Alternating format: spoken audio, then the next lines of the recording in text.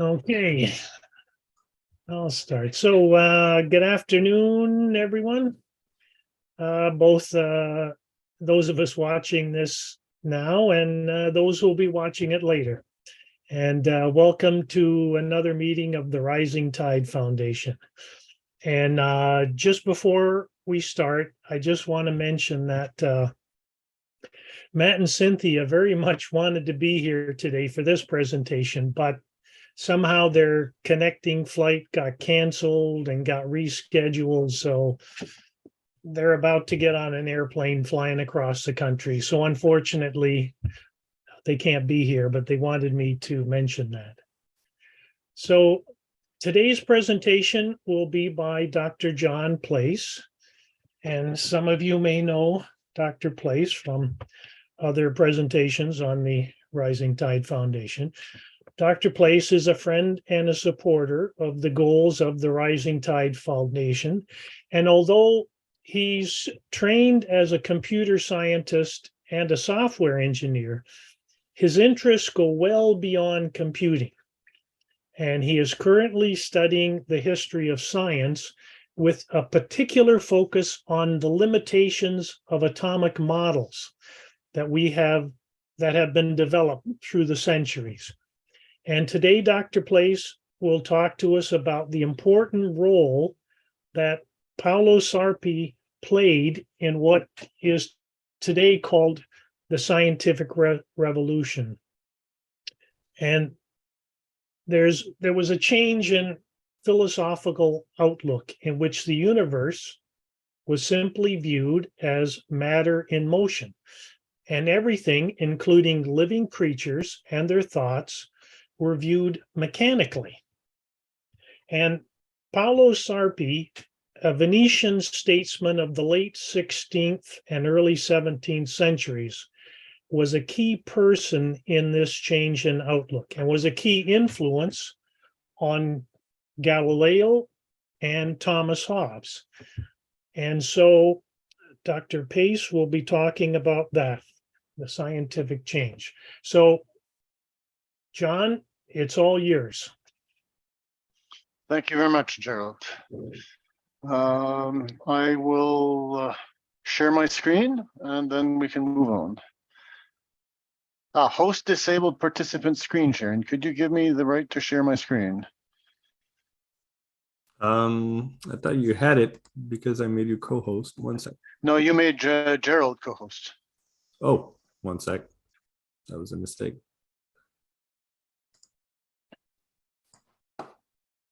There you go. And I think that means you also have to, if you can, pay attention to more participants who might try to come in. Sure.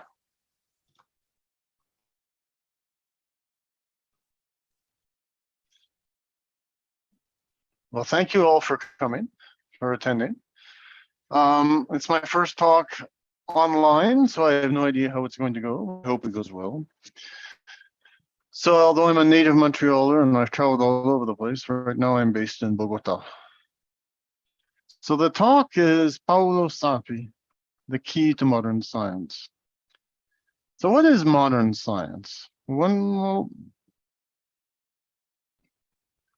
we could start by, in the beginning, there was the scientific revolution. It doesn't tell us much, but let's go on. So I pulled out of the hat 4 individuals who were considered very important. The first is Nicolaus Copernicus. This is the old photo in front of the old Dow Planetarium in Montreal. The statue of Copernicus has now been moved to close to the Olympic Stadium. So what's important about Copernicus? First of all, he's going to be referred to throughout the 17th century. We associate his name with the creation of the heliocentric model of astronomy, even though, of course, there had been people like Aristotle in the ancient Greek world who had proposed that the sun was the center of the universe. Now, what most of us don't know is just how much work Copernicus put into developing his model. He studied Greek, Latin, as well as more recent Islamic sources. There had been a lot of Islamic research in astronomy in the previous 200 years, and many of these meant much of, and there was much skepticism about the dominant Ptolemaic model that was still in existence. And he himself made astronomical observations. And then he did the massive work of recalculating all of the data in Ptolemy's Almagest. So we can think of like 20 years of detailed mathematical calculations. Remember, back in those days, there was no computers, there was no internet, there was no 3-day DHL delivery worldwide, there was nothing. Everything was done individually. And the book that on the revolutions, De Revolutionis Obium Celestium. So a bit later, the next big shot is Galileo. This picture or this statue is outside Uffizi in Florence. So Galileo is he's a true mythological character. If you read the more enthusiastic biographies, he invented the telescope, he invented the microscope, he invented the thermometer, he invented the hydrostatic balance, and who knows what else. Even though he himself, in his Assayer, his Saggiatori, states that he didn't invent the telescope, he heard about it. So some of the more enthusiastic biographers didn't even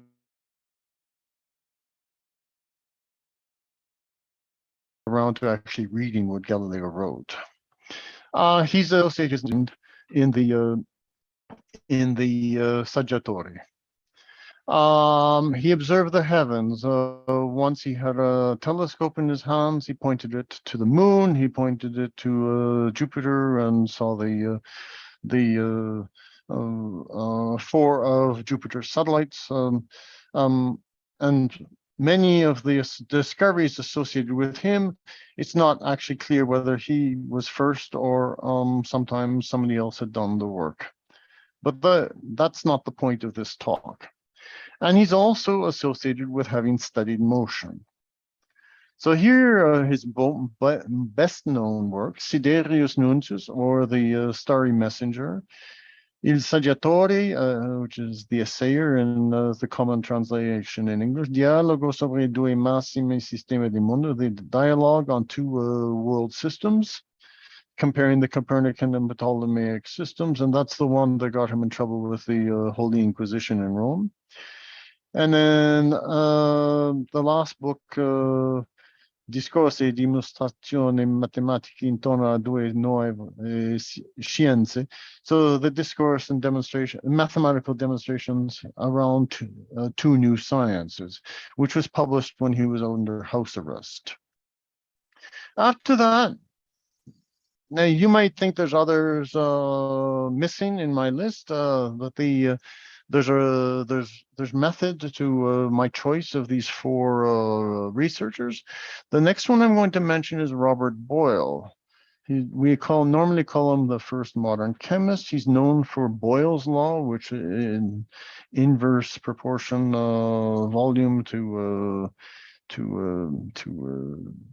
pressure at a given fixed temperature in perfect gases. He invented the air pump. So this is the thing that extracts air from a volume. And he claimed that the vacuum exists. Now, this is going to be important later in the discussion. And he is the person who coined the expression mechanical philosophy. So the last is, of course, Isaac Newton. And there you see him. This is a statue at the Oxford University Museum of Natural History. And you see his apple at his feet.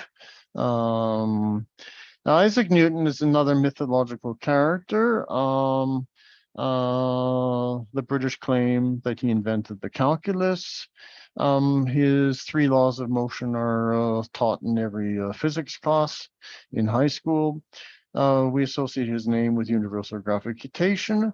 And so this all this is put through in the Principia Mathematica, or the mathematical principles of natural history. And he also wrote the Optics, but he did many other things. He was very much a political figure as well.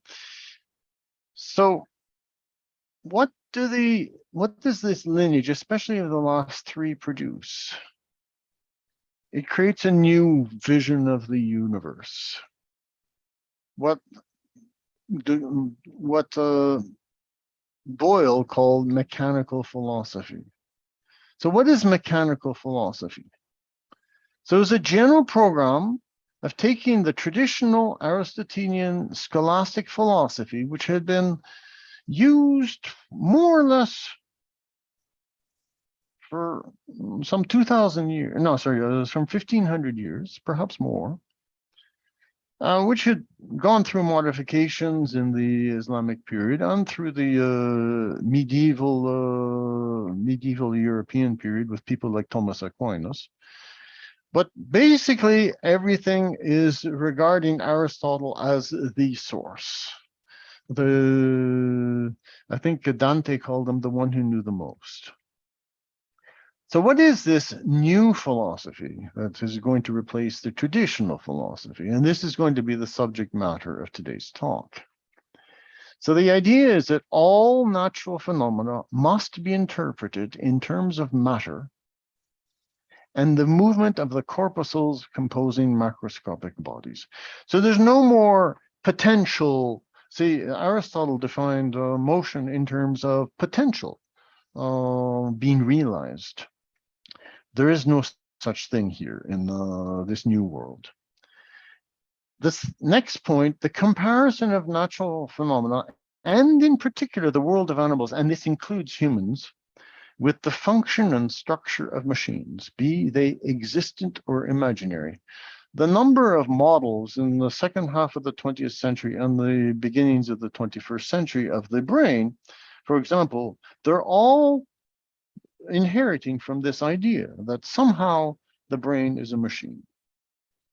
And all being, including the entire universe, is associated with mechanics, which is understood as the mathematical science of movement, the laws of which are described as the laws of nature in general.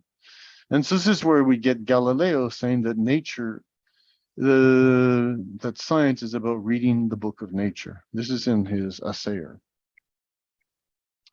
So the big question then becomes, whence came mechanical philosophy? So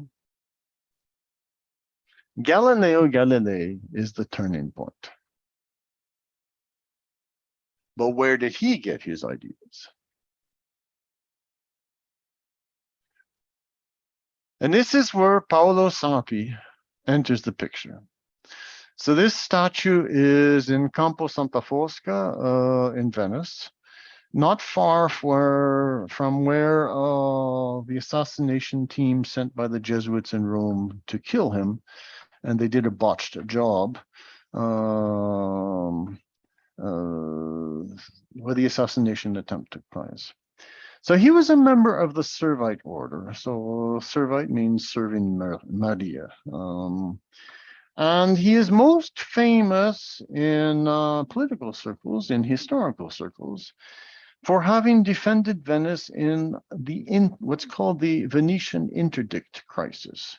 So what is an interdict? It was a tool used by Rome whereby the Pope could excommunicate an entire community or an entire province or city or country or whatever. And there had been multiple clashes between Venice and Rome over the previous hundreds of years. And so Venice had been interdicted several times. This particular time, what happened was that Venice insisted on the right to name its own clerics. And Rome considered this to be unacceptable. This is the kind of thing that Napoleon did later in France. And in this particular crisis, and when, of course, when there's, as soon as you have an interdict, you have these military alliances forming. This happened 100 years previous with the creation of the League of Cambrai, where Venice was actually militarily defeated. This time around, at the beginning of the 17th century, a military alliance did get formed, but no fighting ever took place. And the one who wrote the legal defense of Venice against Rome was Paolo Sarpi. Paolo Sarpi also wrote a book called The History of the Council of Trent, which is the council that we associate with the Catholic Counter-Reformation as a response to the Protestant Reformation. Now, Paolo Sarpi had a massive correspondence network all across Europe. And we're going to focus today on natural philosophy. So he wrote in note form, and this was never published while he was living, in a collection of writings called his Pensieri, his thoughts. Now, I understand there were other writings that he on natural philosophy, but they were in some library that got burnt down sometime in the 18th century. I forget where, in what city, and in exactly which palace this library was. The important thing is Paolo Sarpi was considered to be a very important figure by not only Venice, but all of Europe. Upon his death, all of the European ambassadors in Venice were instructed to provide the news to their respective sovereigns of his death. He was the only non-Doge. The Doge was the boss of the Venetian Republic for over 1,000 years. He was the only non-Doge to ever be bequeathed with this honor. That gives you an idea of just how important a person he was. In addition to Paolo Sarpi, there's another figure who's important in the dissemination of this developing mechanical philosophy. Remember, which only becomes consecrated and named as mechanical philosophy under Robert Boyle some decades later. And that is Thomas Hobbes. Now, Thomas Hobbes, I remember talking to someone here in Bogota, and he said, "Oh, the first political scientist." And so people associate him with political theory, but in fact, he played a key role in the dissemination of Galileo's ideas, and he is associated with the creation of Galilean philosophy. That's the term that was used, I think, by Mersenne. Sorry, there's this typo here. So who is Thomas Hobbes? Well, he was a tutor of the Cavendish family. Well, who are the Cavendish family? Well, the Cavendish family appears in the Doomsday Book in 1086, 20 years after the Battle of Hastings and Harold the Bastard arriving from Normandy to take over England. And Thomas Hobbes, and the Cavendish family is still a distinguished family in today's Britain. So Thomas Hobbes was tutor of 3 William Cavendishes, the 2nd Earl of Devonshire, the 3rd Earl of Devonshire, his son, and the 1st Duke of Devonshire, who was the son of the 3rd Earl. Now, why did all the sequence of earls become a duke? The 1st Duke of Devonshire is one of the Immortal Seven. The Immortal Seven were the 7 British noblemen who signed an invitation to William and Mary of Orange in Holland to invade England and take over. And now in British history, this is called the Glorious Revolution. The point is that Thomas Hobbes was connected to some of the most powerful people inside Britain. He conducted 3 Grand Tours of Europe, which I'll talk about later. And he was always in the royalist camp. So for quite a while, he was exiled to Paris. He was a member of the Mersenne circle, based in Paris, like Descartes. And he was the key promoter of Galileo in the same way that Voltaire was the key promoter for Newton. And he debated with Boyle about the very existence of the vacuum. Hobbes did not agree with the existence of a vacuum. Even if you took all the air out of a receptacle, there was still something else there. It wouldn't be air, but it was still. And his most famous book is The Leviathan. Okay. So my intuition when I started this, because when I first proposed a talk to Matt, I really didn't know anything about all this. I had some intuitions. So what were the intuitions? My intuitions was that Paolo Sarpi would be the key intellectual figure behind Galileo. I didn't realize just how far it went. And I also assumed that Paolo Sarpi, despite the way we present this replacement of Aristotelian scholasticism with this new modern thing, is that not every aspect of Aristotle is thrown out. In fact, certain key aspects of Aristotle would be remain, and possibly the language would still be recognizable for people who had been schooled in Aristotelianism. Those are my intuitions without having read anything about Paolo Sarpi. But of course, I had to do some research. Where am I going to find this? I found there were two key people who have done some very interesting work: Liberio Socio and Gregorio Baldini. So Liberio Socio was a distinguished Italian translator. He has translated more than 250 books into modern Italian. Most of them from English, but some of them from medieval Italian or from the Latin. So he translated the Essayer into modern Italian, the Dialogue into modern Italian, and he also wrote a 50 or 60 page, and he also translated the Pensieri in 1996.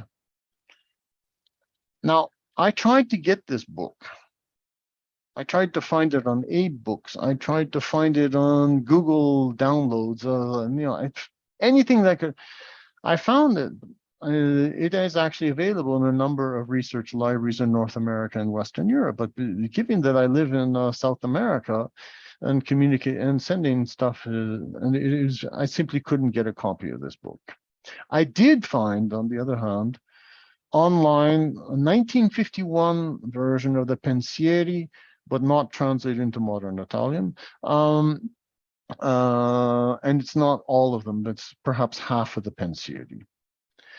Socio also didn't just do translation, he also wrote about the relationship between Sarpi's and Galileo's scientific discoveries. Now, you see this one, Galileo Galilei, Paolo Sarpi. It's some 42 pages. And it's in a book called Galileo Galilei, La cultura veneziana. I ordered this book from some Florentine bookshop, but they didn't use DHL. I have no idea it's in maybe it's sitting in a container being filled up in Barcelona, which will be ultimately put on a boat to be sent to Bogota. So first to Barranquilla and then to Bogota, and I'll get it 6 months later. And this other one, I haven't read it carefully either. So this is the book that I ordered, but unfortunately I wasn't able to get it. The other person is Gregorio Baldini. He recently finished his doctoral studies, and he is now a lecturer in the history of philosophy at the Università del Piemonte Orientale in Vercelli, which is a small town. So it's not too far from Courmayeur, the big town in Piemonte. And he specializes in the history and ideas and scientific thought in the early 17th century, and is focused on Thomas Hobbes and Paolo Sarpi. So I was able to get the following titles: From Aristotelianism to Galilean Science, Paolo Sarpi's Natural Philosophy; Hobbes and Sarpy, Method, Matter and Natural Philosophy. Hobbes et Galileo, Méthode matérielle et la science del moto. And La Croisée des Savoirs, Hobbes, Mersenne, Descartes.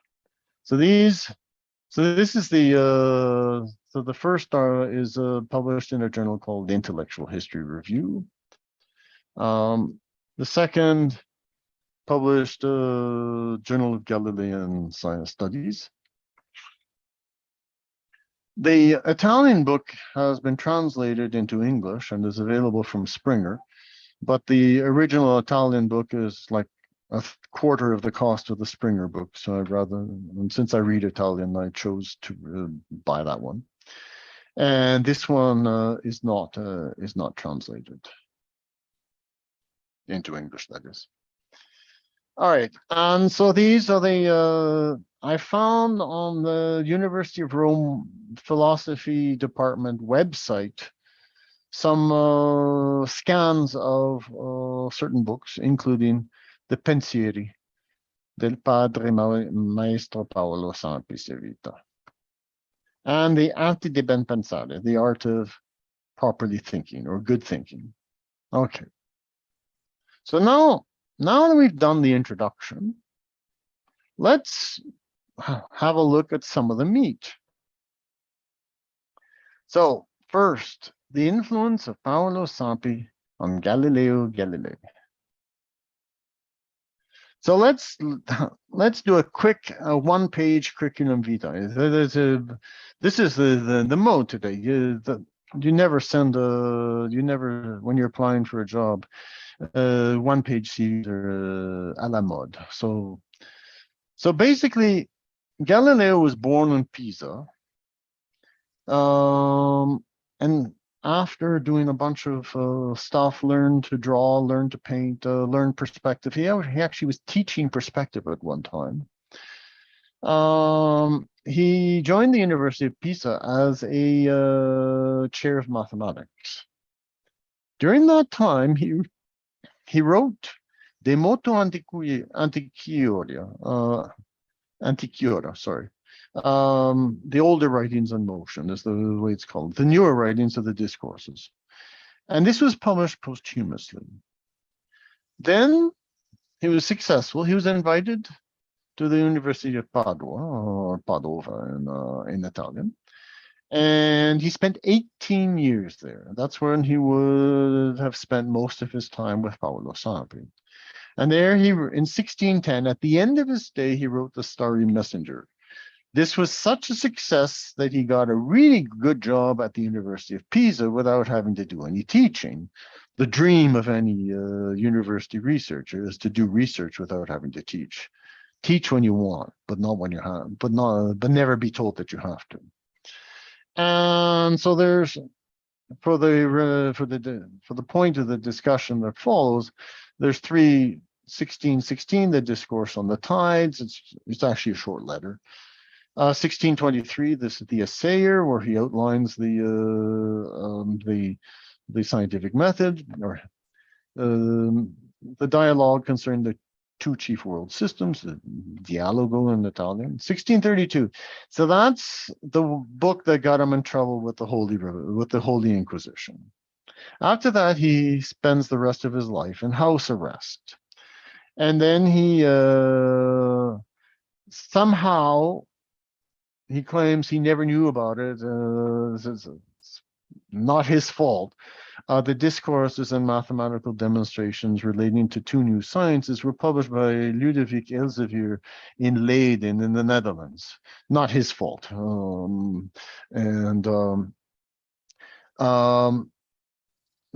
once told Matt that it was Elsevier who published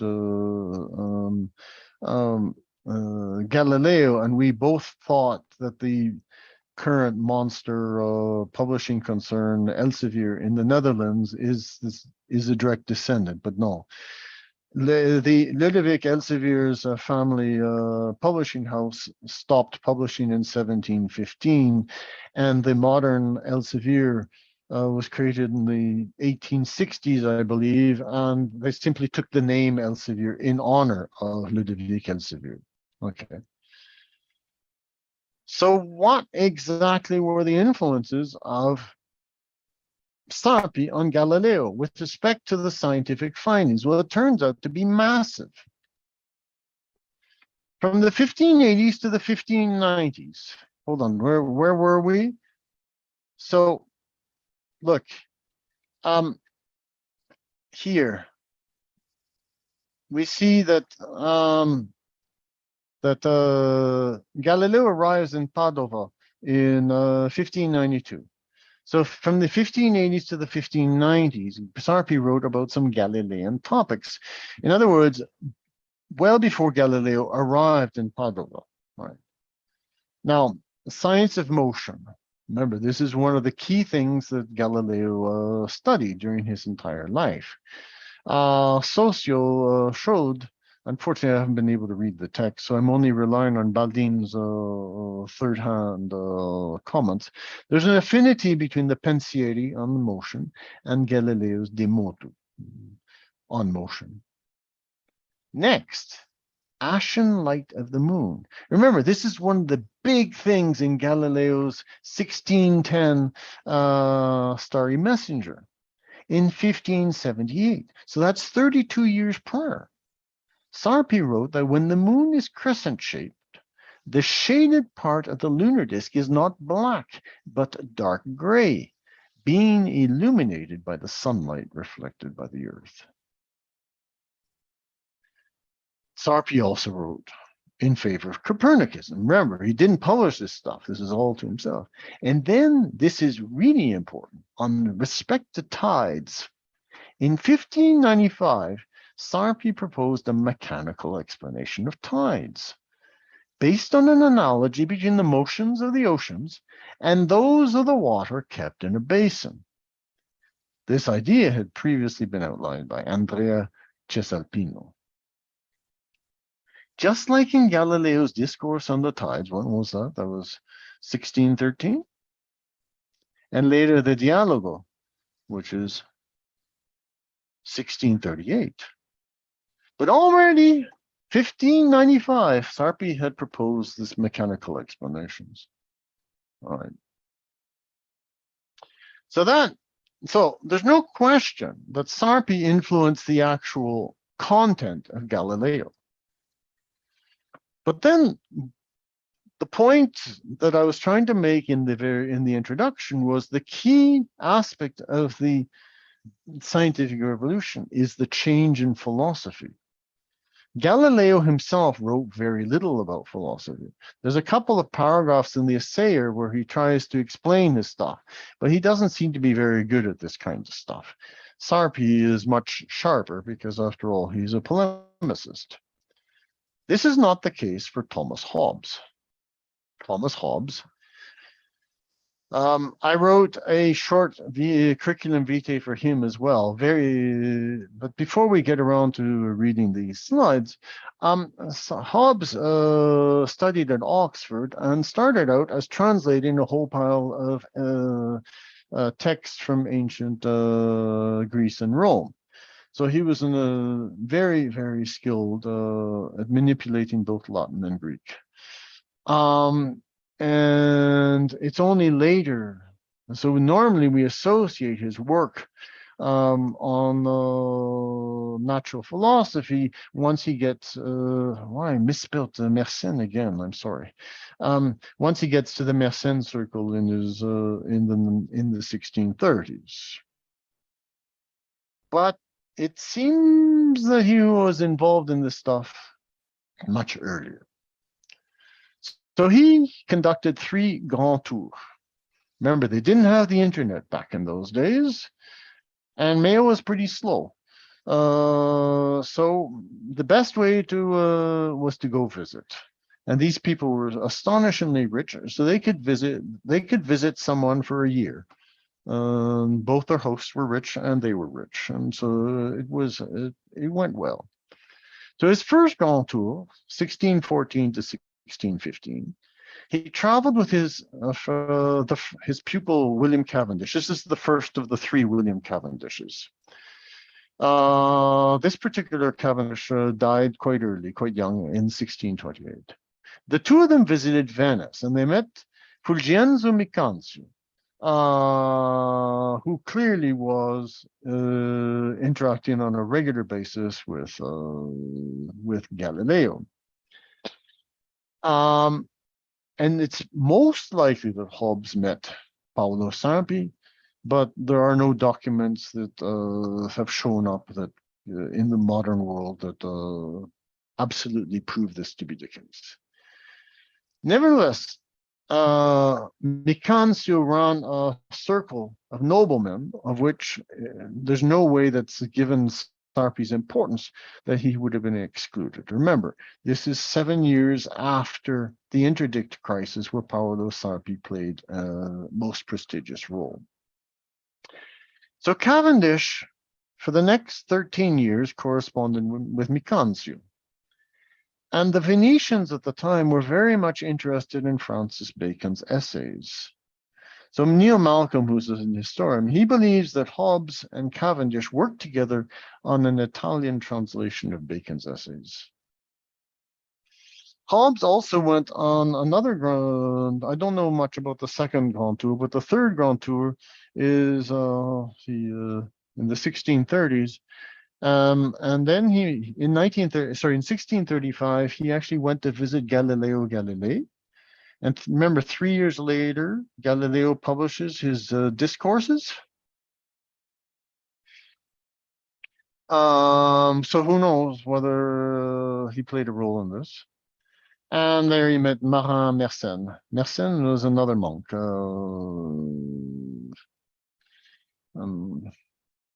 Let's see. Hello? No? Okay.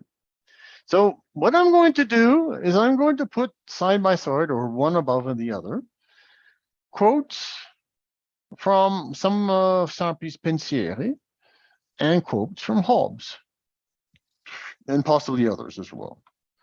So I had many, many topics. I think I chose 5, maybe 6. I could have chosen something like 30. But these talks are normally about an hour each. So I tried to keep it.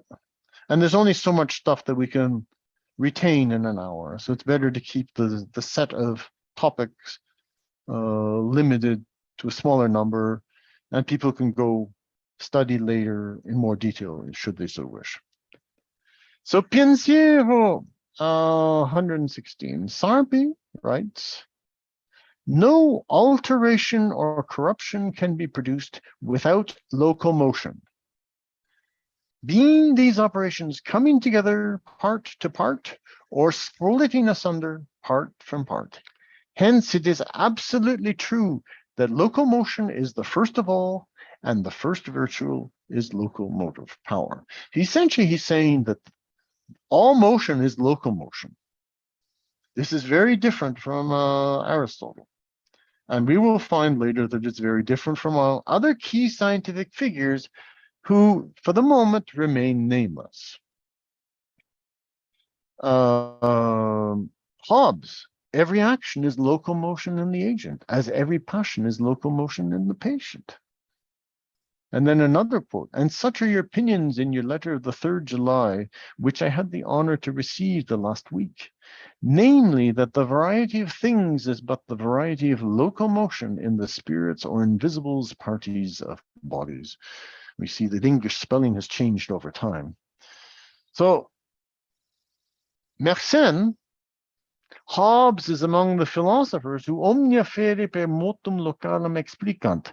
So Hobbes is among the philosophers who explain everything through the means of locomotion. Now, this is something that I simply took a texto from Baldin on Galileo. Finally, in the 4th journey of dialogue, confronting the phenomenon of the tides, Galileo rejected the possibility of any influence of the sun or moon on the movement of the earth, because his rigorously mechanical worldview could not conceive any other interaction among bodies than action by locomotion. And therefore he rejected the Kepler's explanation, which made use of predomini qualita occulte simili fanciullezze. In English, influences, occult qualities, and similar childish explanations. So Galileo is writing about Kepler, calling him childish. Now, what's fascinating is I found this quote in the Opere di Galilei, which were published in, I think, in the early 20th century. I think this is 1914 to 1926, depending on which volume.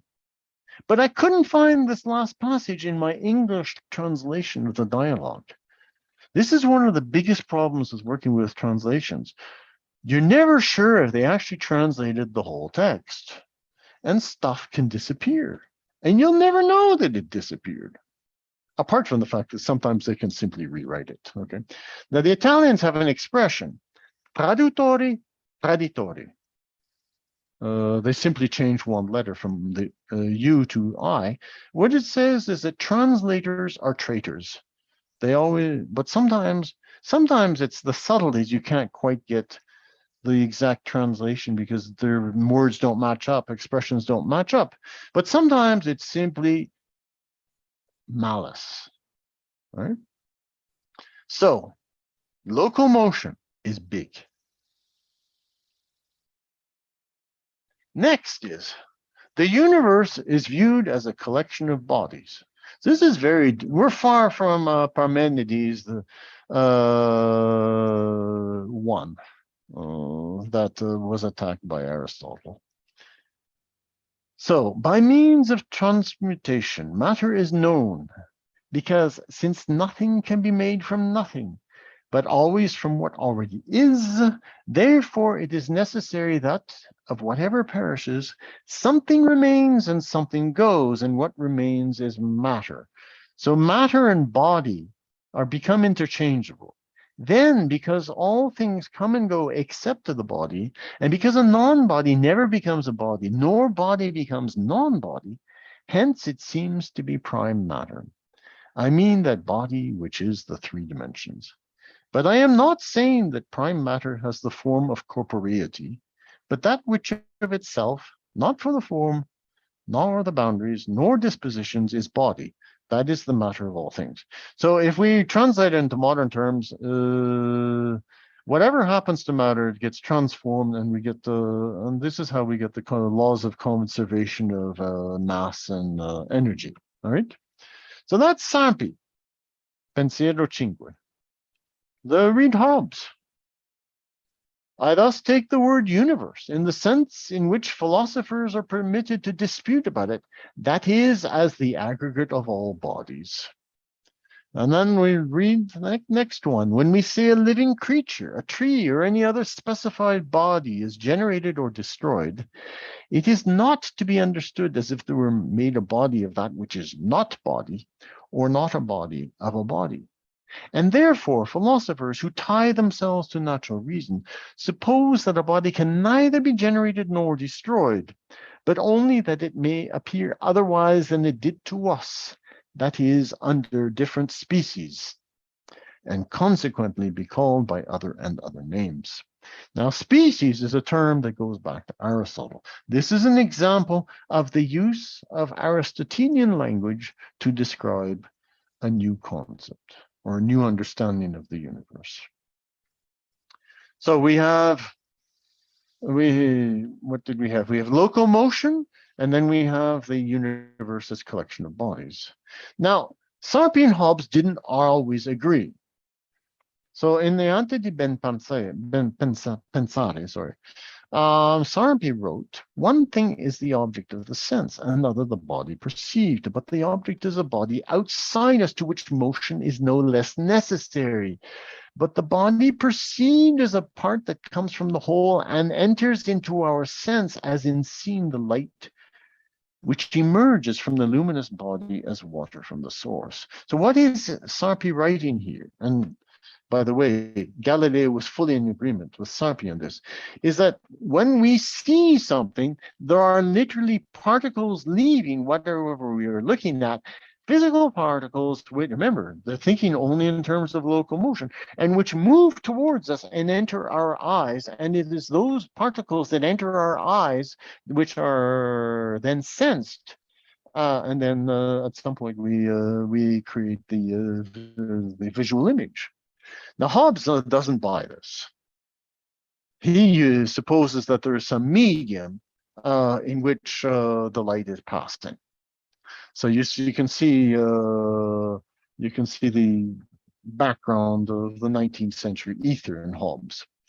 And whereas I use the phrases "the light passes" or "the color passes" or "diffuseth itself," my meaning is that the motion is only in the medium, and light and color are but the effects of that motion in the brain. Okay. Another key aspect of Sarpy is the use of nominalism. We associate nominalism with most importantly with William of Ockham. Nominalism as opposed to essentialism. Nominalism is that the only real things that exist are names. And while essentialism is it's the concepts behind the names that are the things that are which is more important, the names or the meanings? So Sarpy used the word voice for what we call names. So voices are signs of concepts and concepts of things. Moreover, there are many voices to which no concept corresponds, and many concepts to which no thing corresponds. There are many voices that represent the same concept and many concepts that represent the same thing in different ways of conceiving it. Finally, a voice signifies many concepts, and oftentimes a concept signifies many things. So what's going on here? I think the next Pensieri is actually easier to understand. What really properly exists, it is only the singular. What does this mean? The only thing that really exists are the actual individual bodies in the universe. There are no higher principles in the universe itself. We invent these in our thinking process. Right? So this is very much anti-Platonic, right? There's nothing like the Platonic forms. Even if Parmenides criticized the Platonic forms in the Parmenides dialogue. All right? So in other words, there are no universal principles to the universe. So this is very much Aristotelian thought persisting, even though a whole pile of stuff has been thrown away. Let's read Hobbes. The original, so it's a lot easier to understand Hobbes because it's not translation from Hobbes starts to sound like modern English. The original and sum of knowledge stands thus. There is nothing that truly exists in the world but single individual bodies producing single and individual acts or effects from law, rule or form, and in order or succession, wherein are considerable: 1, the particular effects and impressions or image which they work or make upon our senses, and the order wherein they follow one another, and the conceptions. 2, the liberty and power and the limits or laws of the working. So it's, how do you say? It's nominalism. So we've now seen 3 topics. Another topic is syllogism. A key aspect of modern science is the using of logical reason. We start with some basic hypotheses, and then we work on the consequences. And this is essential for the experimental method to work, is that we're going to make predictions using logical deduction, possibly using complicated mathematical calculations to support the logic. And then we're going to make predictions, and then we're going to do experiments to determine whether those predictions turn out to be correct. All right. but they're still working with syllogism. But now, so Sarpy and Hobbes, they have similar discussion, but notice in Hobbes, the second one, reason indeed cannot be without syllogism, nor syllogism without proposition, neither proposition without names. In other words, they start off with names to doing their scientific analysis. They're not starting off with concepts.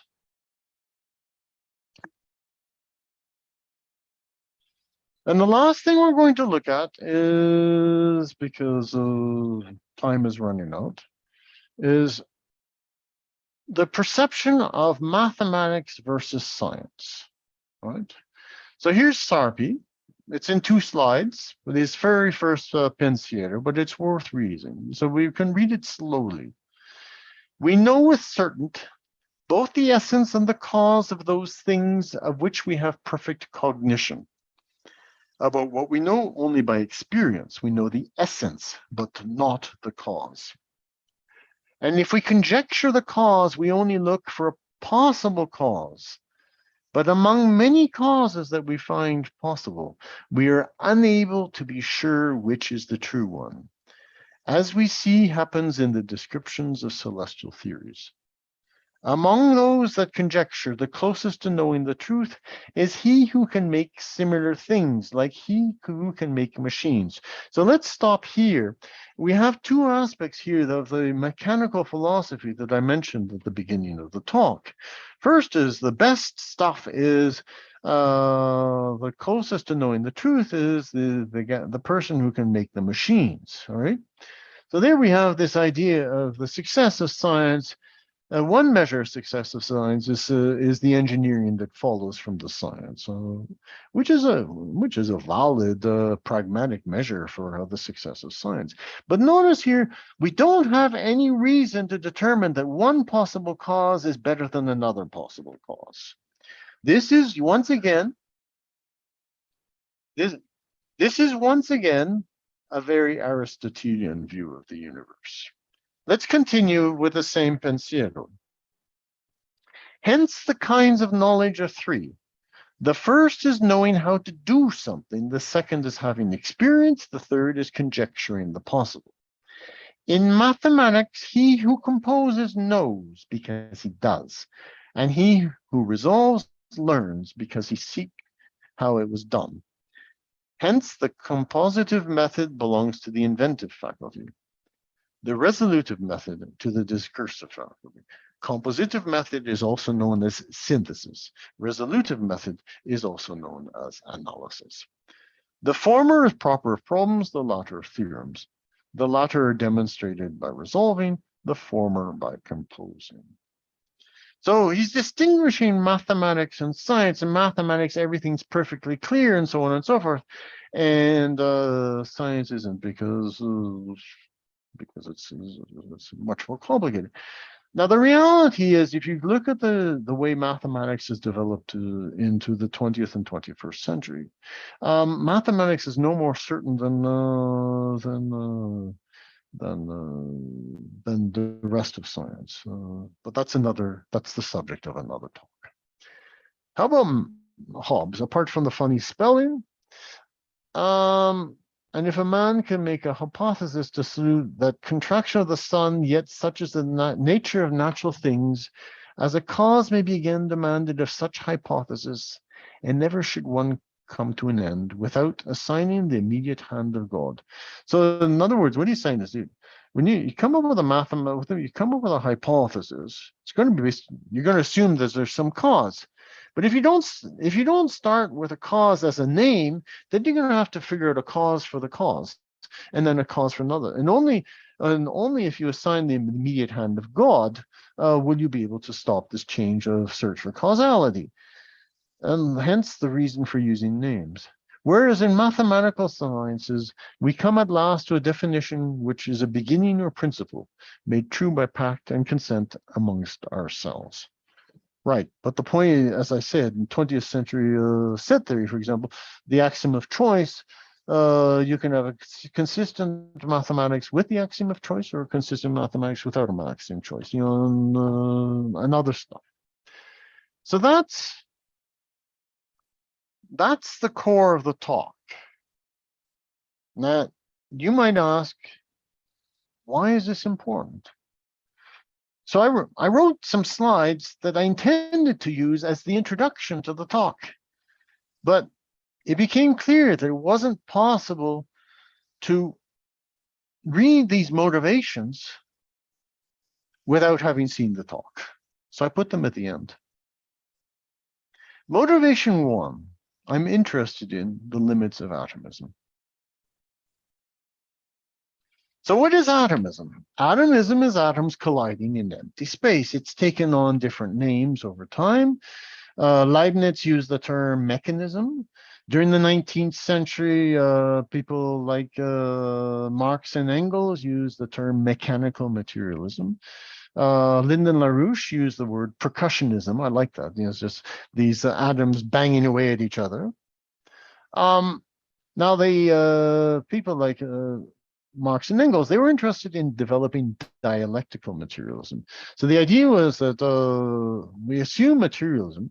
Materialism, in its core sense, means that reality exists independent of our thought. Of course, materialism as understood philosophically is much more than what I just stated. But Marx and Engels coined the term dialectical materialism. And then a whole bunch during the 20th century, a whole pile of people, they were trying to force here materialism, you're going to be dialectical, you're going to be dialectical. I'm forcing dialectics into the materialism. I'll get back to that in the next slide. My colleague, my computer science colleague, William W. Wage, and I worked on this problem in computer science. We were convinced that empty space doesn't exist. Also, my colleague, Bill Wage, he found that those who, at the time of Robert Boyle, those who believed that the vacuum existed when the air pump was applied fully to a vessel, also believed in the occult. It's sort of like you replace Christianity, you still need to replace it with something. Nature abhors a vacuum, so they replaced it with the occult. So it seems that, and if you accept this atomic model, then everything becomes external forces. There are no internal forces. So we came up with that third point. A medium always surrounds and penetrates particles. So no matter what topic of science we will be talking about, there will be particles, of course. There are human bodies running around in human society. Every one of us has a brain, more or less functional. But there's always a medium. And depending what you're trying to talk about, one medium might be more interesting than another. So if we look, for example, at the brain, we've got all these neurons, and we know the chemical, electrical phenomena by which the neurons fire one after another. But the total activity of all these neurons creates an electromagnetic field, which is measurable. And all of a sudden, so this is my interpretation, this electromagnetic field is a medium for instantaneous communication of all the neurons with each other. So it's a very different interpretation. It's not simply the neurons firing through their synapses. The body, there's another way to look at it. The medium that we run around in is the air. But that air is not only around us, but it's also inside us. And we transform that air, just like the neuronal activity is continually transforming that electromagnetic field. All right. Now, there was a writer of the 20th century who wrote what I thought was a brilliant paragraph. I kept half of it. And perhaps people might want to guess who wrote this. And so this is my point. This is what my friend and I were convinced. The materialism is inherently dialectical. You don't have to force dialectics into materialism. It is evident that purely external causes can only give rise to mechanical motion. that is, to changes in scale or quantity, but cannot explain why things differ qualitatively in thousands of ways and why one thing changes into another. As a matter of fact, even mechanical motion under external force occurs through the internal contradictoriness of things. Simple growth in plants and animals, their quantitative development is likewise chiefly the result of their internal contradictions. Similarly, social development is due chiefly not to external, but to internal causes. Does anyone want to venture a guess as to who wrote this?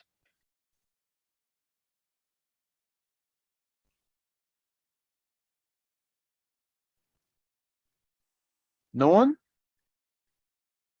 Well, it's Mao in this 4 or 5 page text on contradiction in 1937. So that was point number 1, the limits of atomism. Point number 2, there's this eternal battle between Plato and Aristotle and their descendants. So here we have La Scuola di Atene by Raffaello Sanzio di Urbino. It's in the Vatican.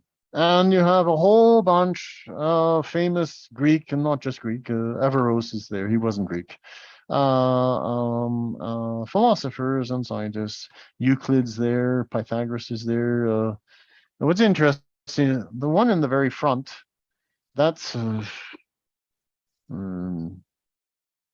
Heraclitus. And Heraclitus has been given the face of Michelangelo, the painter and sculptor. And in the center, you have Plato and Aristotle. Plato pointing up to the heavens, holding the Timaeus, and Aristotle pointing to the ground, holding the Ethics. And Raffaello painted Leonardo da Vinci's face for Plato. Why is this important? Because we will see the way scientists have been treated in posterity. So let's finish with the burial places of famous early scientists. We start with Copernicus. This is the Frauenburg Cathedral, or Domfrauenburg, or now in Polish, Fromburg Cathedral. This is where Copernicus was buried. Now he was buried, and his grave was lost. It was unclear where it was, and people are pretty sure he was buried in this cathedral. But they remember at one point he himself got his writings were put on the index by the Catholic Church. Finally, in the 21st century, it was figured out where his grave was, and they were able to open it, and they were able to do DNA analysis on part of his jawbone, comparing it to some hairs in some of his books in Uppsala in Sweden, and he was reburied by the highest cardinal in Poland in 2010. Galileo Galilei is now buried in La Basilica di Santa Croce, which is the largest Franciscan church in the world, and with a gorgeous tombstone. Initially, because he had been condemned by he had been buried off in some corner of this church. It was only in the 18th century, I think, that he was given these full honors.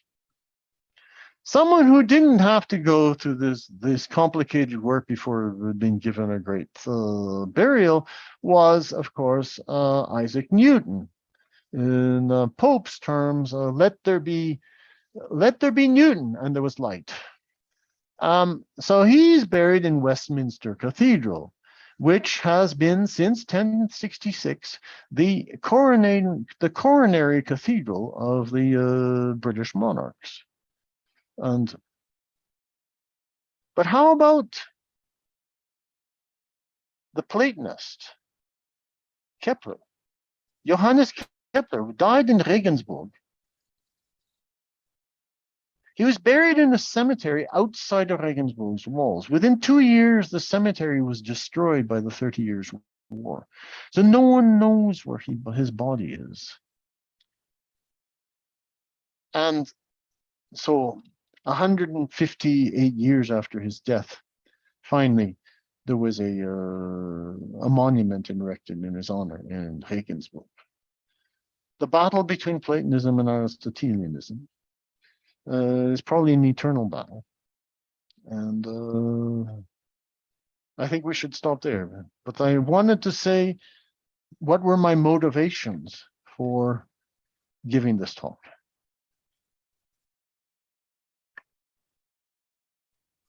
Okay. Thank you. Thank you, John. I just put in the chat, if people have questions, one question or many questions for John, I'm sure he's able to take them all on. Just write your name in the chat and I'll call upon you in order.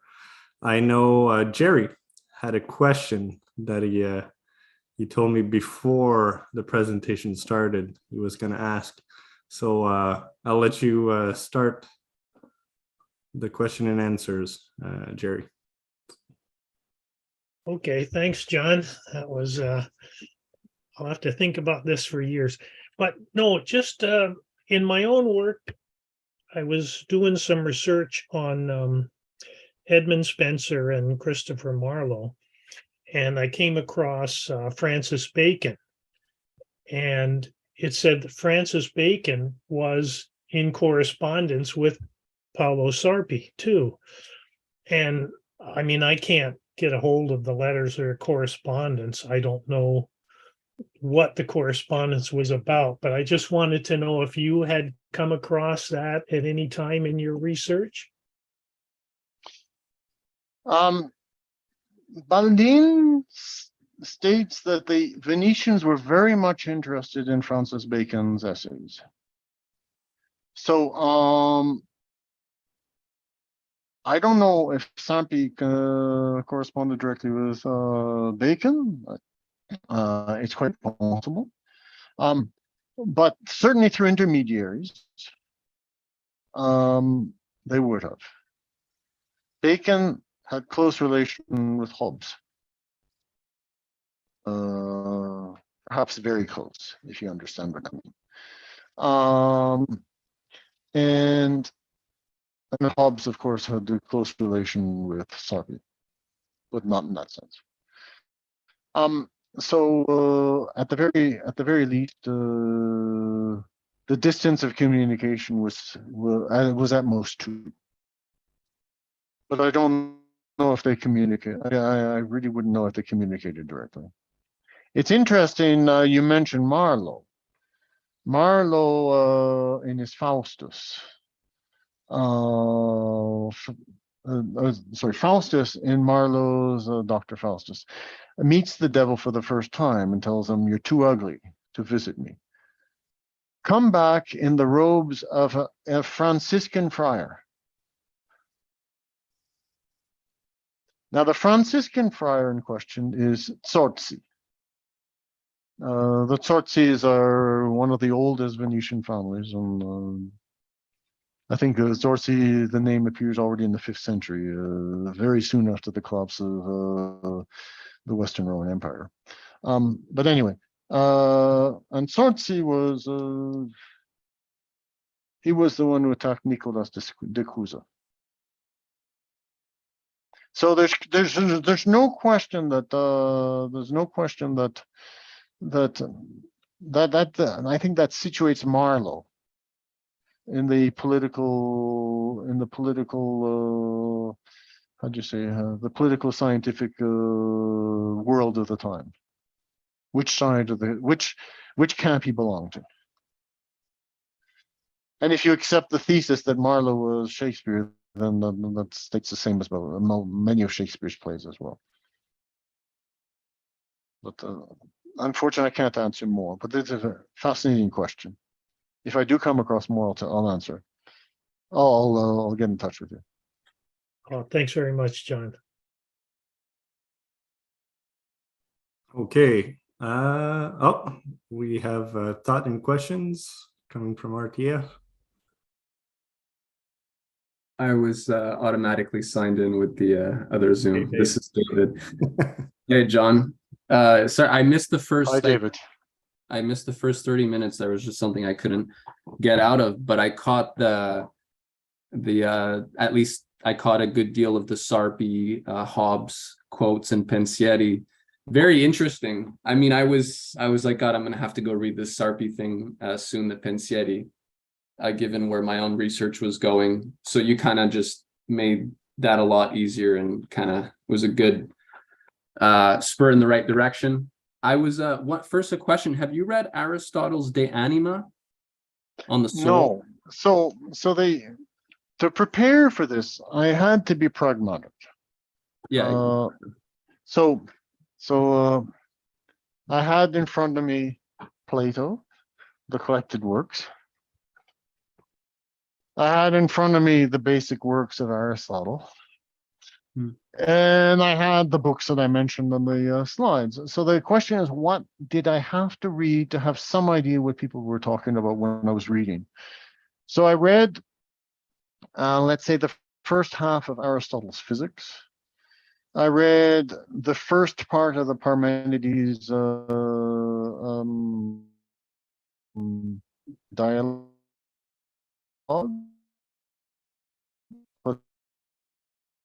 Platonic dialogue. I read, and that way I had some idea what people were arguing about and whether. And remember, my intuition. Oh no, you didn't hear my introduction, but my intuition from the very beginning was that Sarpy would use a language that would be recognizable by Aristotelians, and it turned out to be exactly the case. But I couldn't have done this, and I wouldn't have been able to recognize it myself if I hadn't myself read some of Aristotle. If I had had more time, I would have fully read the Physics, De Anima, and the Metaphysics. In fact, I might do that as a next thing to do before I start new projects. Okay. Yeah. No. I was wondering...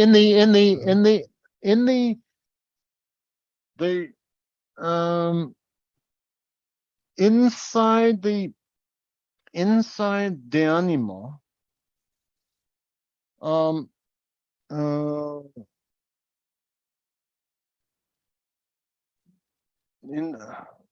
Aristotle distinguishes between two kinds of sensibilities. I think principle and common or something like that. And these come up in Sarpy's words too, but I chose not to put that in the. I chose not to put that because I already felt that my talk was going to stretch beyond an hour. So clearly, the terms used in De Anima are used by Sarpy, but they are given new meanings. And the common sensibilities are simply combative nature inside our own thoughts. So there very much is this idea that whatever concepts we come up with in science, they do not correspond to any universal principles of the universe. They're simply our own inventions. The only things that actually exist, are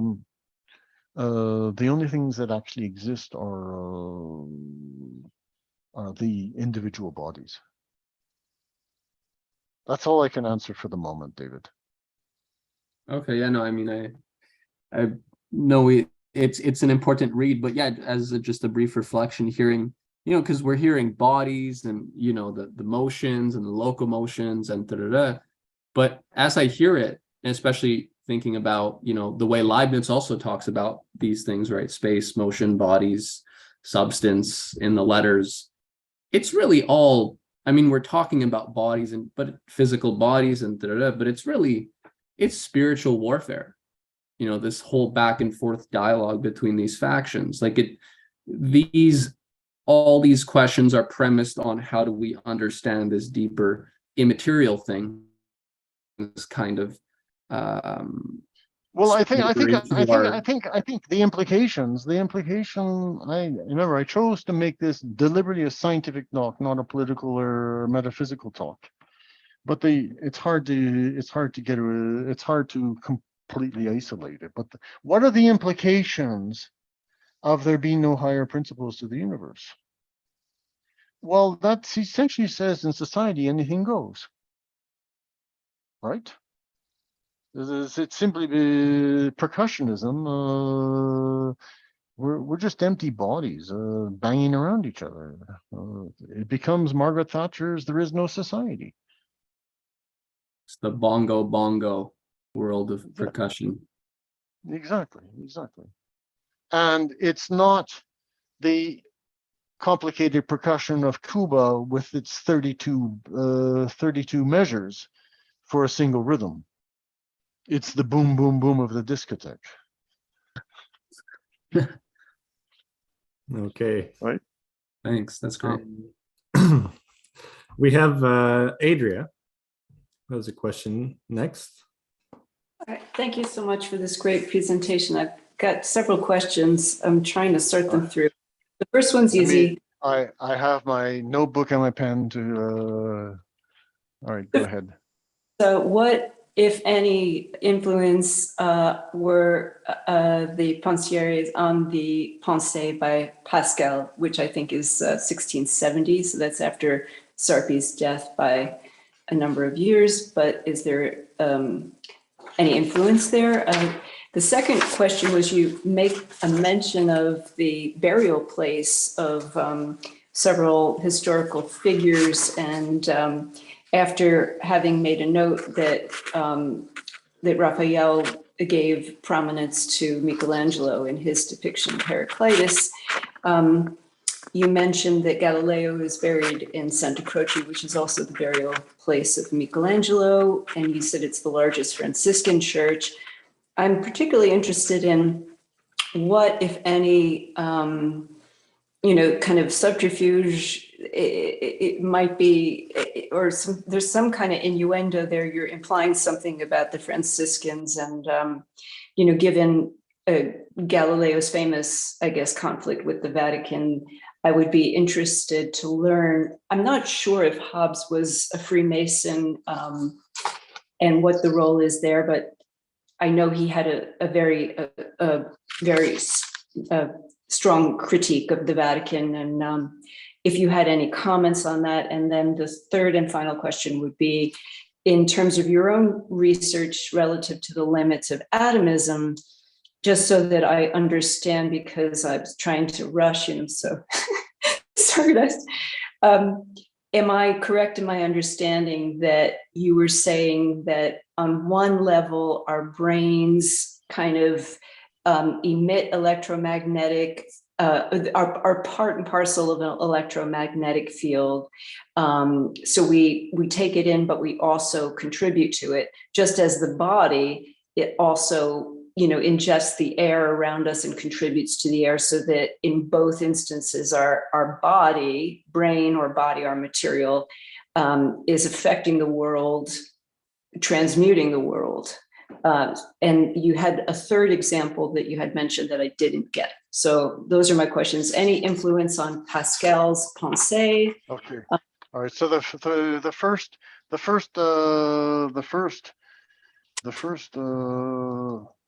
question, unfortunately, I have no idea.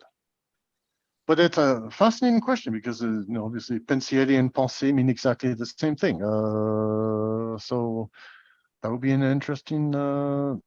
I think the Pensieri were known of by people, even though they weren't published. I think they were only published officially in the 20th century. Oh. And so that's why I think it's so important to be able to get a hold of that book that was published in 1996. But unfortunately, I looked at the publisher; it's sold out. You know, this is the problem with academic publishers. If they have a good book, they sell out and you can never get another copy of it. It's ridiculous. You know, even if you're willing to, even if you can afford to, I mean, basically you have to go to a library and take photos of it. There's something wrong with the publishing mechanism for successful academic enterprises. With respect to the burial place, I mentioned the Franciscans. Yes,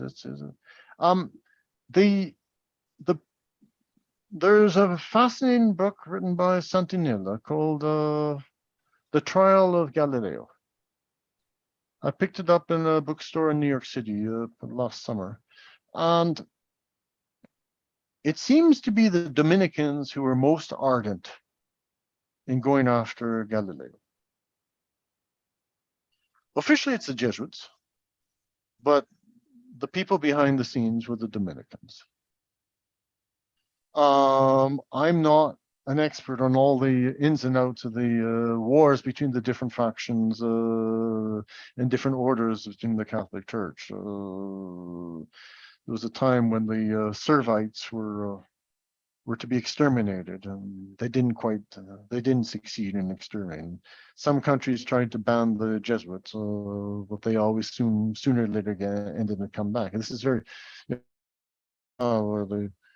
was closed for 150 years, or maybe I got the number of years wrong, but it's so I don't know enough about this. I remember reading when I was young, so even before I went to university, that Michelangelo did not like Da Vinci. That he did not like what? Da Vinci. Ah, well, you know, Da Vinci has a painting that's actually, there's some deliberation as to whether it's properly attributed to him or it's school of Da Vinci, that I have been thinking about a lot recently. And it's a painting of St. John the Baptist, and he is pointing up, just like Plato. And he's got a smile. I don't think there's any question that Fra Pacioli or student Leonardo da Vinci were Platonists. That may not have been the case for Michelangelo, but honestly, I don't know. These are fascinating questions. I'd love to know more, and I'd like to have started studying this stuff before I retired, because there's just so much to learn. Did I properly understand your you more or less understood what I was trying to say, but there's something. The point is that there is no in our understanding, there is no vacuum in any situation. There is always some kind of medium. Even if you take out the finest particles that you can possibly imagine, there will be something there. And it could be that if you could find some future microscope to look at the something there, that you'd find exactly the same properties. There may well be no universal basement to the universe. So suppose that there was an ether. Below the ether itself might have particles. And below that, there would be a super ether. But what is the medium? The point of the medium isn't simply that it surrounds the particles. It also penetrates. The particles are immersed in the medium, but the medium also penetrates. So a good analogy of a particle is the sponge that you put in the water. The water is not just around the sponge, the water is in the sponge. And if you squeeze the sponge, then it moves water around. So it's not, the concept of an envelope is just faulty. Exactly. This is the crucial aspect. It's the permeation of the medium inside the particles. The point is the electromagnetic field permeates the entire brain. It's not just around the brain, it's inside It's inside every aspect of every neuron. It's inside every synapse. It's everywhere. And the communicate and the distances we're talking about. I don't know. Let's say 20 centimeters maximum for the speed of light. That's, as far as we're concerned, that's instantaneous as in comparison to the time that the communication passes through the synapses from one neuron to another. Right? There's measurable delays in the communication through synapses. But there's no way we could measure the delay for the change of the electromagnetic spectrum from one part of the brain to another part of the brain. It's just too fast. We just don't have any kind of devices that could possibly measure these differences. The last thing I'll say is relative to that, that there are a lot of religious paintings that depict the kind of the electromagnetic field as an aura, or what we call a halo. The angels have it around the head, but some figures have it actually more like around the entire, body as like a field. Well, we could say the same about the body. The body, I mean, the body that we see is not the extent of our bodies, right? I mean, if you take thermal imaging cameras, we go well beyond the bounds of the visible body. If we take, similar thing, our bodies themselves carry an not simply the brain. The brain is simply the most concentrated part, but the entire body has electromagnetic. Our bodies are, in fact, electrical antennae. I know back in the old days when I listened to shortwave radio, if I stood beside the radio, I got much better reception. Why? Because I was acting as an antenna for the radio. It's as simple as that. If you take a single DNA strand, a single chromosomal DNA strand inside our bodies, and stretch it out linearly, it's approximately our height. Which means that every single DNA strand in our bodies is an antenna. So I mean, there's so many. So in other words, we are astonishingly sensitive to changes in the electromagnetic variations. But that's another talk. I would be very interested if you wanted to do a lecture on that subject. There's someone who mentioned just in passing, just to say, just because it came up, that I don't know if you're aware that George Washington on his deathbed supposedly converted to Catholicism, and it's, debated as to whether or not he was actually somehow a converted Jesuit and all of this kind of stuff. But he was a Freemason, and his monument in the District of Columbia has the obelisk and the reflecting pool opposite the Capitol, which is modeled on St. Peter's at the Vatican. And in front of St. Peter's at the Vatican, you also have an obelisk. And so, there are theories about the significance of the obelisk relative to, symbology and Freemasonry and what have you. But, one obvious formal thing about it is that it does look like an antenna. And one obvious thing about water, and the Vatican is also constructed on a body of water, is that water is a conductor. And, there are theories that the Masons even have where, the cross symbolizes the connection of the electromagnetic field of the power. They think of, God, I guess, in a scientific way, the power that comes down through the body and then permeating across the field of the body and out into the universe. And I don't know. There's so much. No, my understanding of the cross, and this would in fact be the swastika, is it may well reflect some prehistoric. In other words, prehistoric in the sense that it's only recorded through images and not as carefully documented text. Catastrophes that our ancestors viewed in the skies. Oh, that's fantastic. So, Thank you. I mean, but would you say about? I know nothing about Freemasonry, so Thank you. if it's a, All right, we have You're some more people in Monty the queue. Quesnel has a very interesting question. Yeah. Okay, you read it. Okay, I don't. Did Leibniz represent a Platonic tradition versus the mechanistic nominalistic tradition represented? And the answer is definitely. Monty, are you there? Yes, I was just also contemplating from a philosophical and scientific view.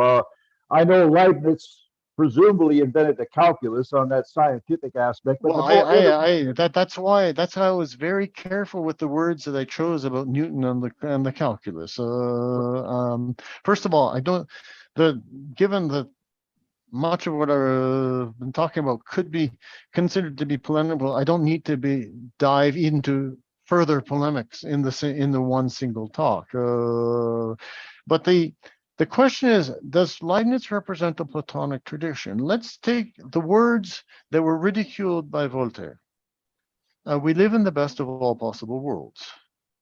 I mean, Voltaire's Candide is hilarious. I think everyone should read it. He wrote it in 42 hours with 27 cups of coffee it's hilarious to read. But the point is that Voltaire deliberately did a hatchet job on Leibniz. And Leibniz, so where does this, I think it's in the Critias, where Plato, or I think it's Critias, Critias in the dialogue, is talking about that we live in a perfect world. So as I was reading as I was preparing for this talk and I was reading Plato, I was like, wait a moment. That's Leibniz. 2000 Leibniz is essentially channeling Plato 2,000 years later on this particular topic. And what does it mean? What does it mean to live in the best of all possible worlds? There we look at the very beginning of the correspondence between Leibniz and Clarke. Clarke is the one defending Newton, because Newton doesn't have the skill to defend himself. So he always needs people to defend him. Leibniz is criticized in the Principia because in Newton's world, God needs to, from time to time, pull out the big key and wind up the universe again. It's the heat death of misinterpretations of the second law of thermodynamics. And so what's going on here? What does it mean to live in the best of all worlds? The universe is a perpetual machine. If we build mechanical machines, we know that perpetual machines do not exist. But the universe itself is a perpetual machine. And so therefore, to use the word machine there is problematic, because no machines that we can build are perpetual machines. And so there is something distinct. There is something very distinctive about the universe compared to the machines that we build, because the universe keeps going. Things are continually being created, transformed, destroyed, and so on and so forth. Well, the point is that, it's as far as we know, there seems to be no reason. There's lots of people who claim that we're going to end up with a heat death, but there's lots of us who don't believe that for 1 minute or even 1 second. We just think it's complete nonsense. Because the people who argue that there's a heat death seem to always be associated with nefarious networks. We don't need to name them. Yeah, just as a follow. So Sorry, go ahead. Monty, Yeah, my understanding also is that the term life, liberty, and pursuit of happiness, my understanding is it was inserted by Benjamin Franklin, but inspired by the writings of Leibniz, which really points in opposition to this concept of life, liberty, and property, which is really a materialist view. So this pursuit of happiness to me really reflects on something of a whole, of something contained that we can aspire to as a principal matter for the future. Happiness can be defined. Happiness can be defined in so many different ways. It can be having sufficient wealth to house yourself and clothe yourself and feed yourself, but it can also mean that you develop your mind and you develop your spirit. You help create a healthy society, and there's so many ways to interpret happiness that go far beyond property. Yeah. But so with respect to Locke, I think Baldin mentioned that there's some people who say that Sarpy was a precursor to Locke, and this was understood in the 18th century. And of course, Hobbes himself is a direct connection to Locke as well. So you have the indirect. So you have a direct connection from Sarpy to Locke, and you have the indirection through Hobbes. So that's from what I understood, Benjamin Franklin, he also belongs to the Platonist tradition, but I haven't got around to reading. I figured I'd start with the beginnings of the scientific revolution, and if you wish.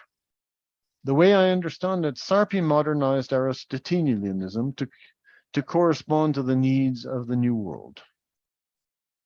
So this new world of new discoveries, new machines, new instruments, and so on and so forth. The actual physical meat, the physical content of Aristotle was completely untenable, given the new measurements. So there was a risk that Aristotle would be completely thrown out unless it was updated. Mm-hmm. The same now, Plato. I deliberately did not mention Kepler among the initial members of the scientific revolution, because I believe that Kepler did the same for Platonism, and that would be an interesting other talk. Mm-hmm. Yeah, clearly. Okay. Great. Let's go to Magdalena if we can just move on to the, but if you have something else to say, John, go ahead. No, that's fine. That's fine. Yeah. Okay. Hi, thank you so very much. Hi, Magdalena. I might endanger myself here or embarrass myself because I got brought up completely with liberal arts. My knowledge about science is very small. Okay. So I was happy when you put this it's almost second last slide about the neurons, the connectors and synapses. Okay, and then you create the electromagnetic pulses. So I was very happy about that. And then the idea that is really blew me away is this idea about so you have the immersion or permeation, as you call it. Okay. Of the you have both. Immersion is that the particles are in the medium, and permeation is that the medium is also inside the particles. Yeah. So for me to understand this whole Sarpy Hobbes contradiction to Leibniz and so forth. Okay, would you say that this idea of neurons and connectors, that the neurons are working with the connectors to create the electromagnetic impulses, that this all by itself would be the understanding of local motion for Sarpy and Hobbes? And the other, see, I'm just trying to understand this a little bit better. So I'm, the reason like I said, I'm going to embarrass myself completely here. Okay. So perhaps I should stop interrupting you. Let you finish your question. Okay. What I'm trying to find out is if their whole idea would be a purely mechanistic idea, would be just to say, yes, you have connectors connecting the neurons, and that's how you get greater knowledge. But the opposition would say no. Okay, because you need this immersion and permeation of the electromagnetic impulses to create more knowledge. The question is, where does thought take place? Mm-hmm. Does thought even take place inside the brain?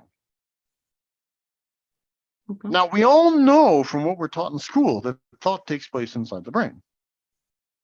But does it really? Or does thought take place all around us? And if thought takes place all around us, then possibly my thoughts can affect your thoughts, or the thoughts of someone next to me. My wife and I often share our thoughts without talking to each other. Obviously, we don't, if we want to have a detailed technical conversation with equations and computer code, we're gonna write it down and we're gonna talk and so on and so forth. But certain emotional thoughts are shared without ever talking to each other. So the question, so we don't. It's one of these things that everyone knows, but which may not at all be correct. That thought takes place inside our brains. And thought probably takes place at a specific part of the brain. Do you see? Everything is compartmentalized, and everything is about thought. And the same thing for memory. Well, memory takes place here, memory takes place there, or something like that. Now, we know that clearly when we watch, unfortunately, people who have suffered strokes, clearly, by cutting certain parts of the brain's activity, certain memories are lost and certain thinking capacities are lost. So clearly, the brain participates in the thinking process. The brain participates in the recollection process. But that doesn't necessarily mean that thought only takes place inside the brain and memory takes place only inside the brain. Or vision takes place only inside the brain and the eyeballs and the optical nerve connecting the two. These are things that we are told, but they're not necessarily true. Or maybe they are partially correct.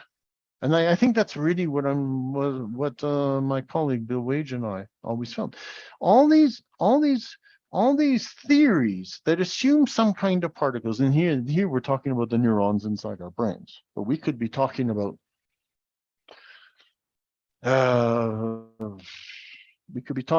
the molecules inside a gas interacting inside some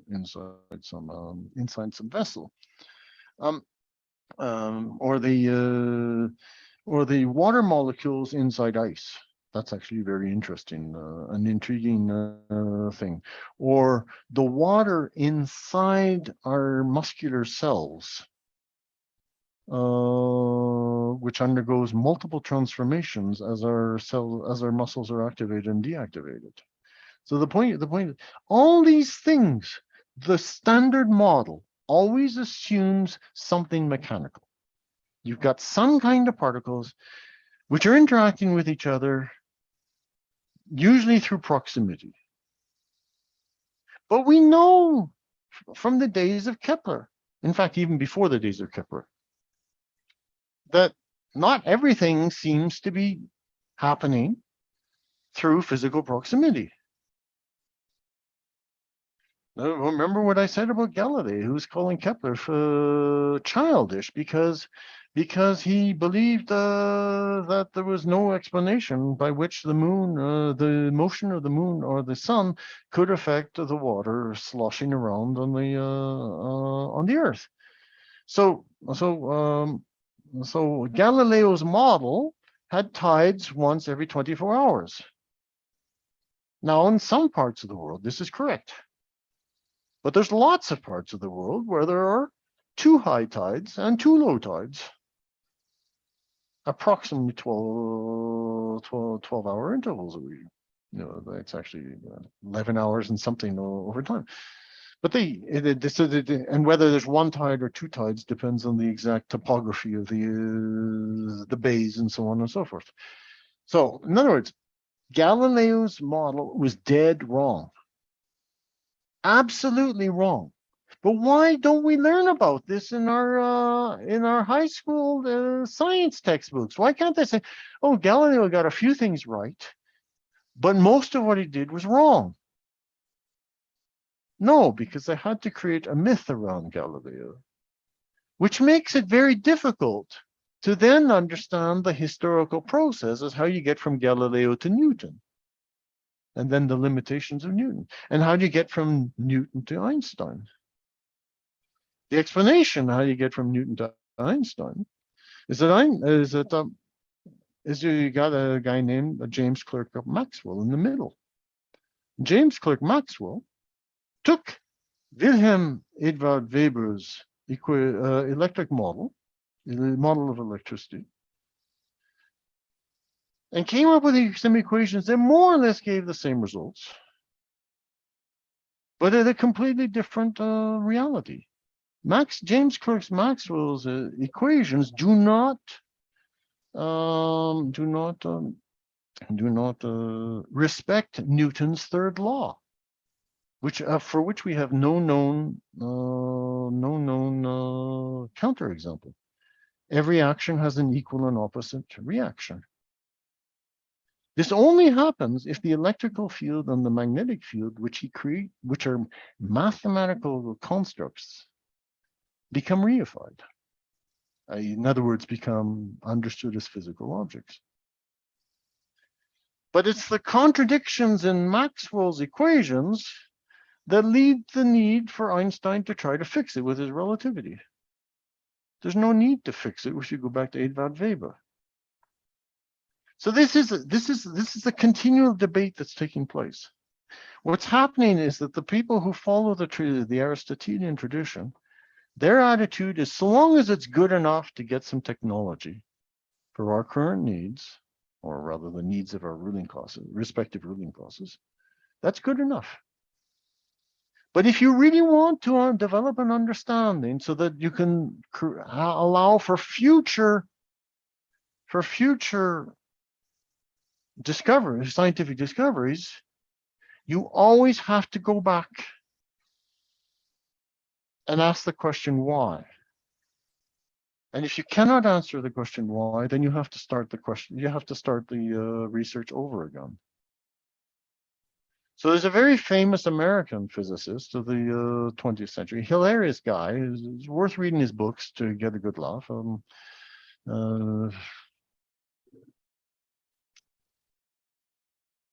Richard Feynman. One poor student in his class asked a question, why ta ta ta ta ta? And Richard Feynman went blue in the face. In physics, in science, we do not ask why. Okay? So he was a brilliant mathematician. All right? He was a brilliant guy. But he clearly showed which tradition he was following with that one response to that poor student. So I'm not sure if I answered any of your questions. No, I appreciate it. Yeah, I very much appreciate it. So I think specifically on the question you asked, in the textbooks, what you read is that a neuron fires through a connection called the synapse, and this is an electrical. It's a combination electrical chemical process, and this takes time. And there's lots of these neurons in our brains. There's lots of connections. The more activity, the more we use our brains, the more connections we develop. Even after strokes, we can start to develop new connections and stuff. And the denser the core, the more we seem to be able to think. All right. But the thing is that what I'm trying to say is the brain is a single organism. And the brain should be understood as a single organism, not as a collection of neurons. Mm-hmm. Okay. I think that's the even if one has no serious scientific background, surely one can recognize the difference between the brain as a single organism Yeah. And the brain is a collection of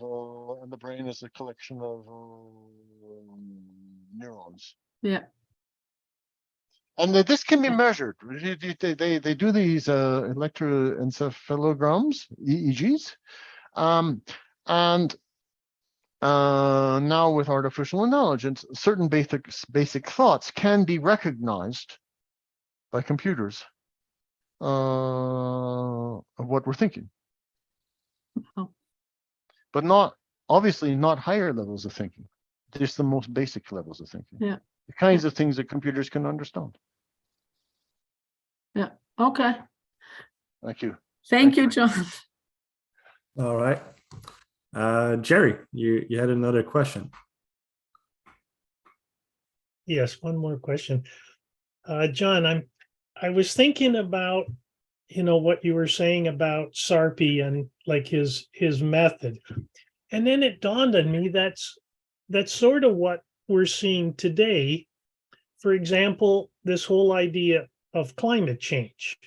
Like, I believe in climate change. Climate's always changed, and it always will change, and it won't stop changing. But the narrative they give us, about carbon dioxide molecules, and it's this mechanical philosophy, and they actually use a mechanical conception of gas, of mechanical theory of gas, to try to explain it.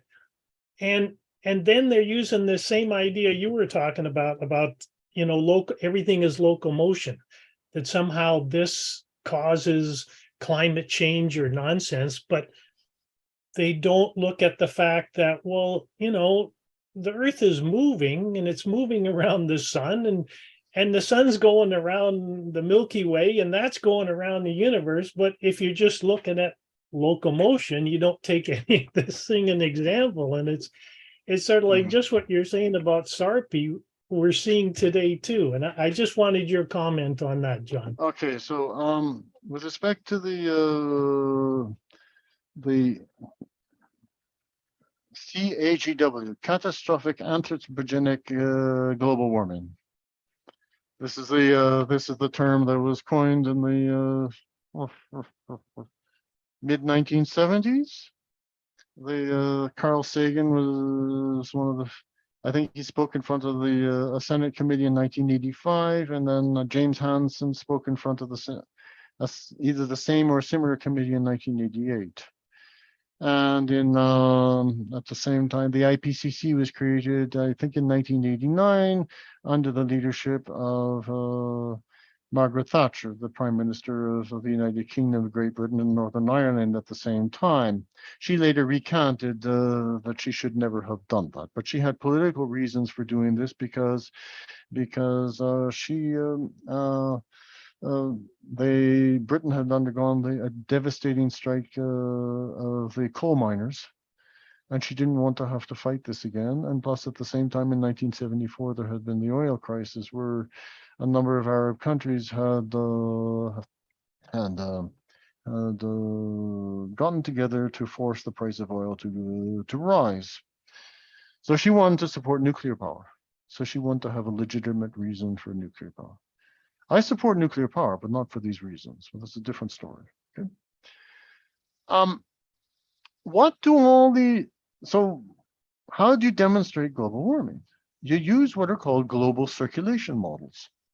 So these are computer programs that are essentially assuming that air is flowing around, winds and so on and so on, being influenced by the radiation from the sun.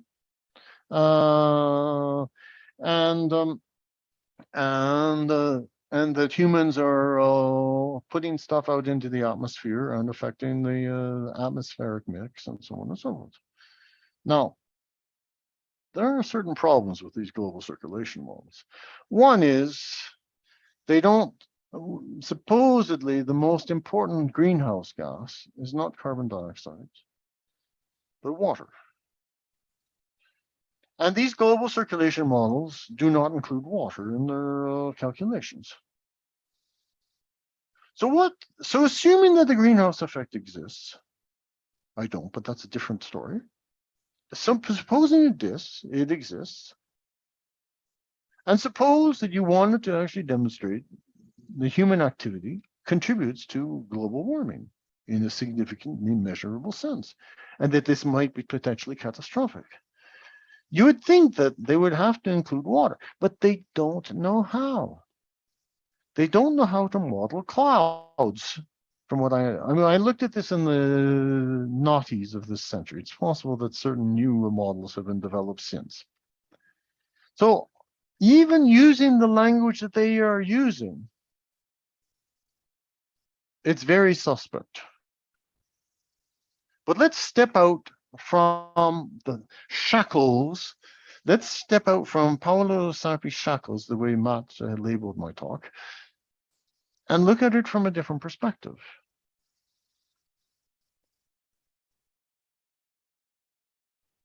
Christian Birkeland, at the end of the 19th century, beginning of the 20th century, went to measure what was happening at the aurora borealis in the middle of winter in northern Norway. And posited that there were electric currents connecting the sun with the Earth. And these have now been confirmed. And we know that the structure is double helix, just like in DNA. Actually, it can be multiple helix, but and internally, they're very complicated. But they essentially, these are the helix structures, these currents that are literally connecting the Earth to the sun. And other astrophysicists since then have posited that, in fact, all the celestial bodies of the solar system have currents connecting them with each other, although then they're not as, so for the Earth, the three bodies that would most influence us would be the sun, Jupiter, and the moon. The moon because of proximity, the other two because of their size. And it is variations in these currents that drive our weather systems. And so it is variations in the solar wind that is affecting the variations in the electric currents are affecting not only our weather system, but also the weather systems on other celestial bodies inside our solar system.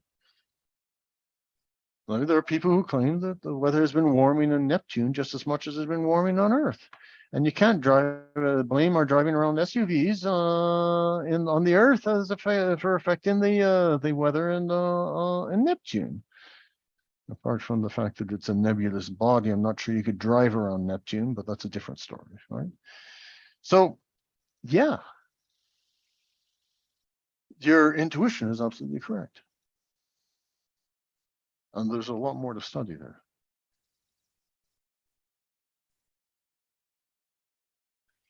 All right, great. Thanks very much, John. You're welcome. Yeah, I think we're gonna round it up at this point. It was a great lecture. Thank you, John. It was a pleasure, and thank you for all the questions, because some of these things I've never thought of. I mean, the Pensieri and Pensieri, that's very interesting. Yeah. Oh, someone mentioned structured water. Okay. All right. So yes. So this is the University of Washington. I can't remember his name. I have his books in another room, but the idea is structure. So the guy who discovered structured. So what is structured water? The idea is that the surface of water. Everyone's known that that surface tension in water is very high. If you drop an egg from sufficiently high, it'll smash on when it hits the water, right? If you jump out of an airplane from sufficiently high, don't expect that no matter how good a diver you are, that you're going to survive the experience, unless you have unless you get really, really lucky. Well, so everyone assumed that, so everyone understood that somehow the molecular structure at the surface of the water is different from inside the water. All right. But these people at the University of Washington, they started to they in fact realized it wasn't like 5 or 6 atoms thick or 5 or 6 molecules thick. It's like it could be millions. So there's something seriously different about this structured water. So what is the structured water? The structured water is in fact it's not H2O. I think it's H3O2. So it's missing a proton. What does this mean? It's negatively charged. And so our muscles. So how did he end up studying structured water? He started out studying muscles, the muscles in our bodies. And he found that there was a standard model, not surprisingly, defined by a British scholar. And he found that the standard model was incorrect. But to understand better muscles, he had to study cells.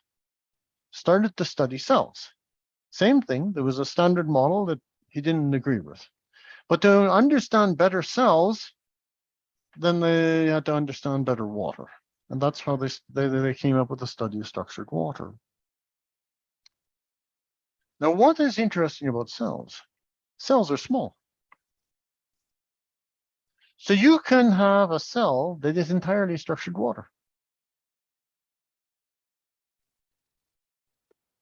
And then you zap it, it's no longer structured water. So what's the structured water inside a cell? It's a battery. And so then he posited that, in fact, that's how muscles work.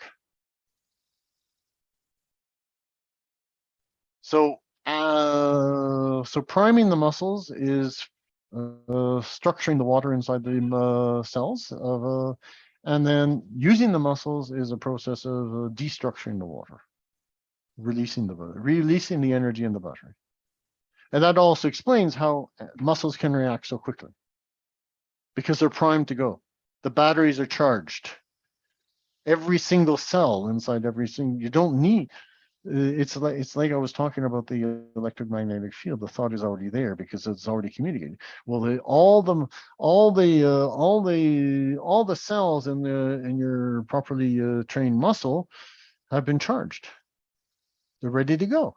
So as soon as the body decides to move the muscle, it's ready to go. So once again, electricity plays a key role in the development of the understanding of structured water.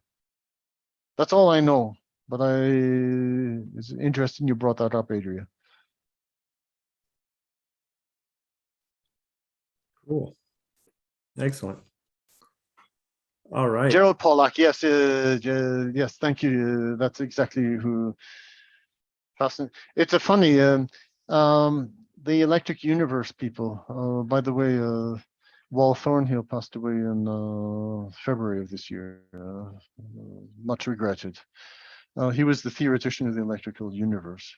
So the electrical universe people contacted Gerald Pollack.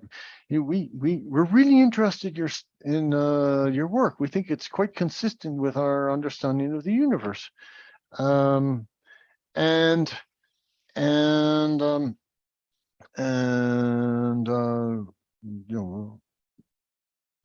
We'd like to have an exchange.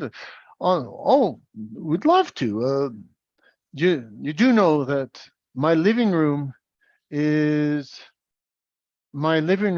where we host the Electrical Universe discussion group in Seattle.